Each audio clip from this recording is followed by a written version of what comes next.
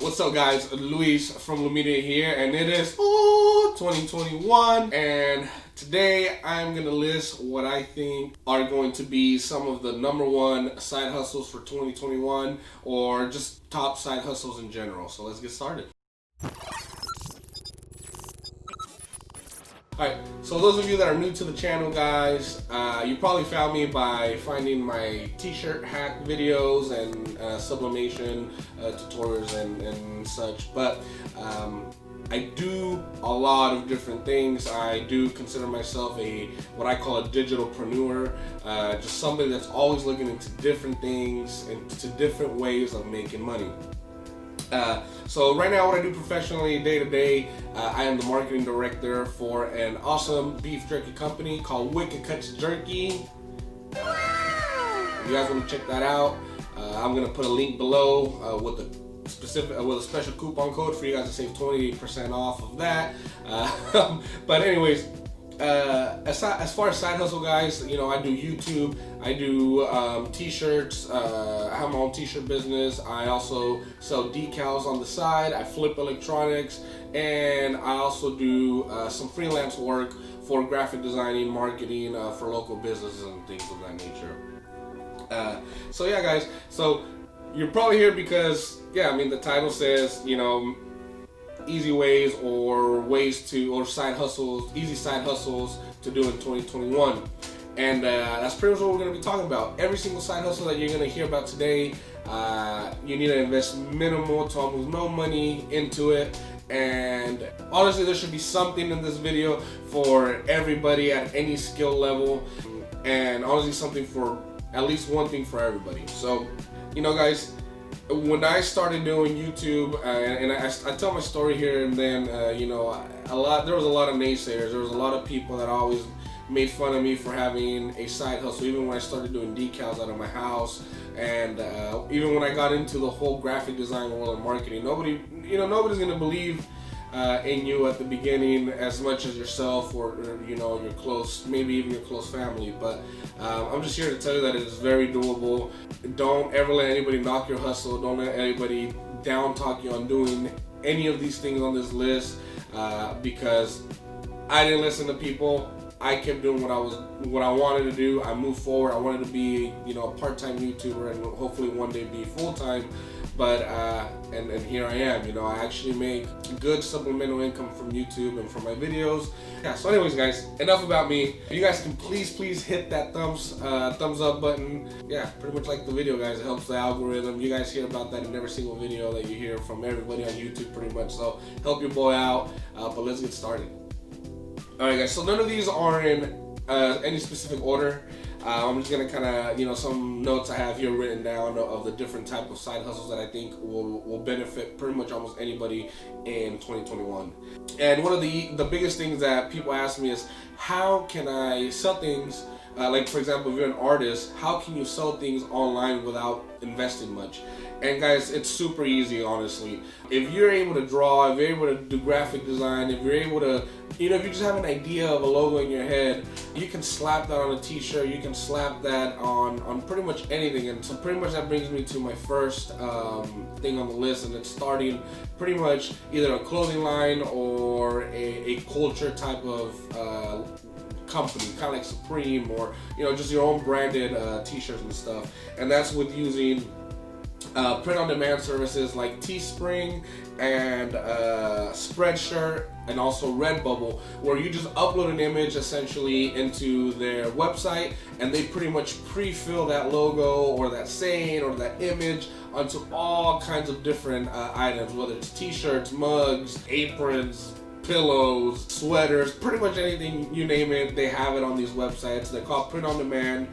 So that's kind of the first thing. Super easy, nothing to it. If you're an artist and if you're not doing print on demand, you're definitely losing out. It doesn't cost anything to start, and yeah, you pretty much get an online presence for free, and you can make money off of it. One of the another thing that I really like and that I plan on using a lot more in 2021 is Fiverr. A lot of people think that places like Fiverr, Upwork, and Freelancer.com are only for graphic designers or people that are able to do things digitally, but you can actually do a lot of different things aside from graphic design to put gigs up on Fiverr, Upwork, or Freelancer. For example, if you, and again, you don't even have to be a professional at this stuff, guys. Like if you excelled in high school at English and you think you can, copyright certain things, like read a paper for somebody and make sure that it's grammatically correct, it's everything's spelled correctly. You can put up a gig for that.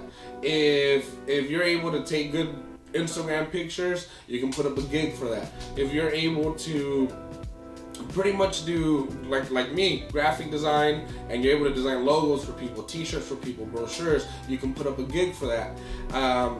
Fiverr, Upwork, and Freelancer are three really good websites for you to sell services without really having to meet people. So with COVID-19 going around, this is also a very social distancing friendly way of making money.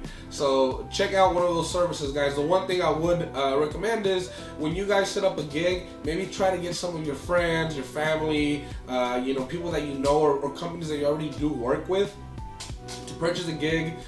Leave you reviews, because that is one of the key things with these type of workplaces, is that you do want to climb up in the ranks, and that does take a little bit, but once you get up, guys, you'll be good to go. If you guys want to see me do a challenge on that, just comment below and we'll give it a try for sure. Another thing that I do pretty often throughout the year, I don't do this full time, or I wouldn't even call it part time, I just kind of do it as I go and as I see opportunities.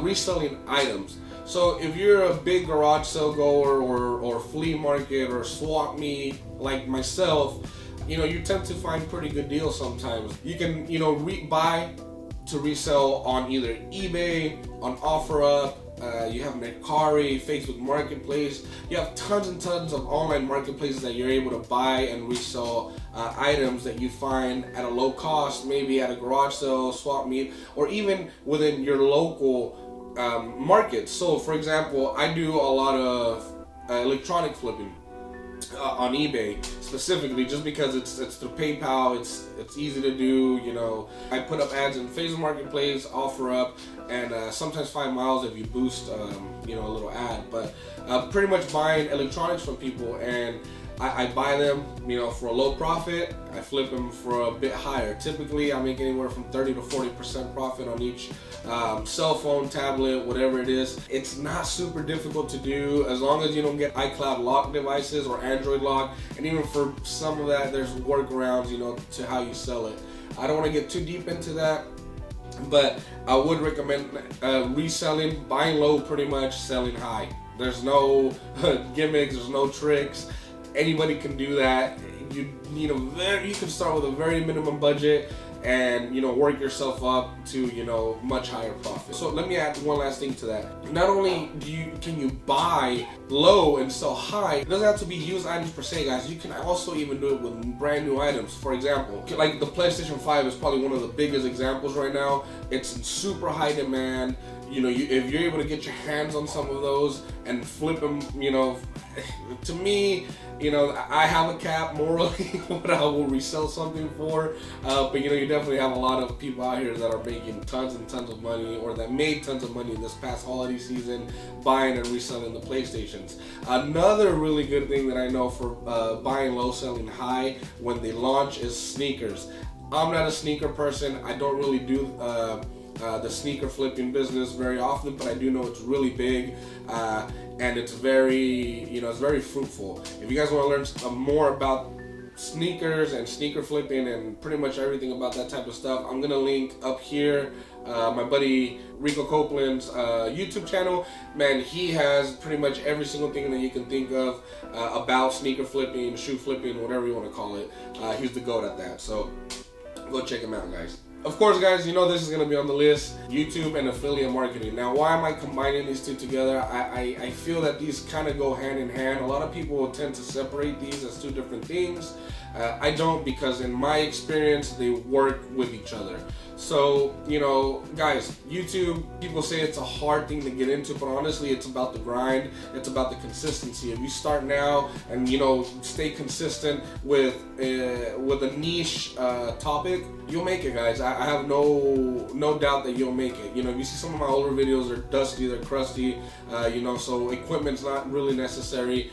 But if you're able to stick with it and actually do it, you know, you will see some good return from YouTube, especially if you have good content. And what I mean by that is the meat of your video is actually very good, and it's not you just kind of blabbering off and, you know, into space just talking about random crap. And also with that, you know, kind of naturally comes the affiliate. So like if you have a review channel, or if you do makeup tutorials, you do, you know, travel vlogs, always try to include products that you can recommend to people, and not really sell them the product, but, you know, just kind of passing by type of, you know, nature. Just show off a product and, you know, hey guys, here's a link, go check it out. You know, I do it on my videos, you guys have seen it.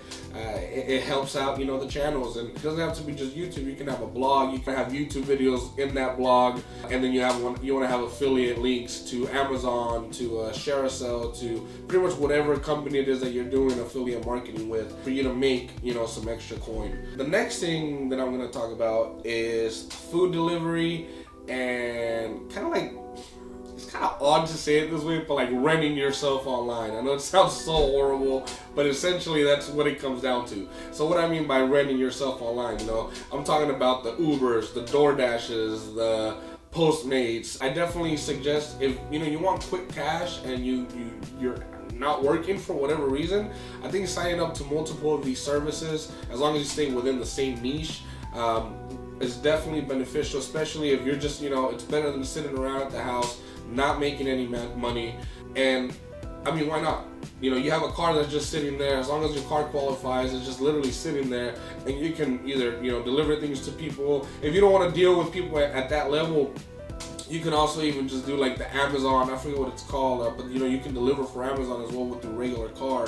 You know, a lot of people say, well, you don't make a lot of money doing it, but I really have a feeling that a lot of, with these type of gigs, you want to be like a very good social person. So what I mean by that, you know, good attitude, very presentable, you know, clean your freaking car, make sure your car looks nice when you pull up at people's houses. Say I get something delivered, if I kind of notice that the guy really didn't care to say anything to me, and they just, you know, their car looked dirty, I mean, honestly, that puts a perception in your head about how much you're gonna tip this person, how above and beyond they go to provide that service to you.